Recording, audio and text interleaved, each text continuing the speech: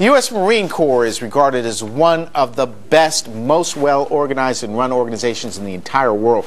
So what lessons can the business community learn from the Marines when it comes to organization and getting your message out?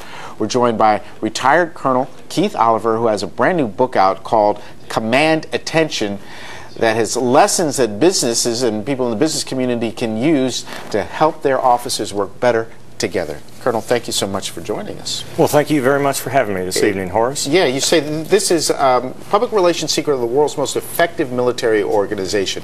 You never think of the Marines really having a big PR arm and promoting what it does.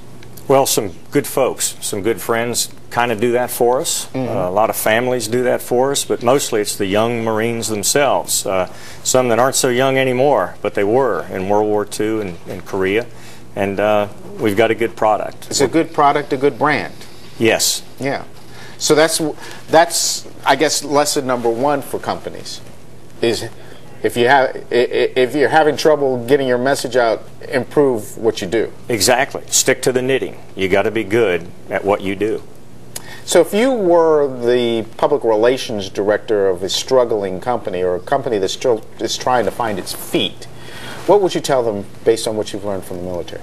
Well, number one, in fairness, we learn as much from business as they learn from us. You've got to have a bountiful eye. You've got to be able to look around and glean lessons, not just from Sun Tzu's The Art of War, but from elsewhere. The sports pages, our relationships with business actually are pretty wide and deep. Right here in this region, there's the Marine Corps Toys for Tots Foundation down in Quantico, Virginia. My old boss, Lieutenant General Pete Osmond, and my good buddy Bill Grine, who does public relations for him.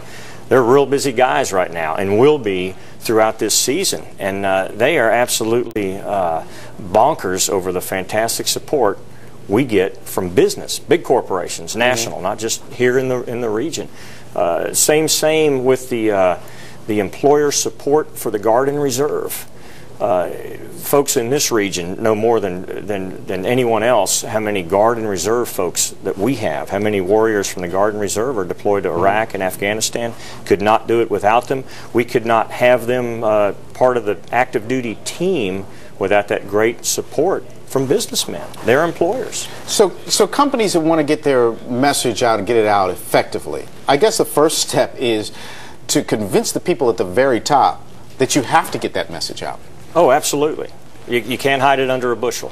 Yeah, and then I guess next, what is the message? Everybody has to be on the same page, right?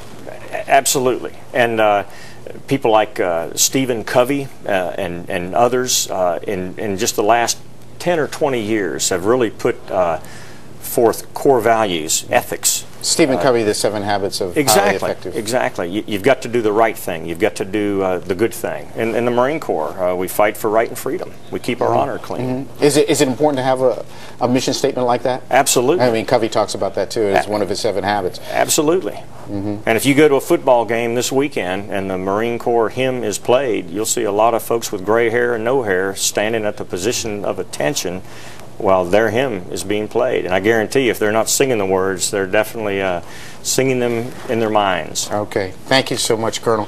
The name of the book is Command Attention, Colonel Keith Oliver. Thank you very much. Thanks.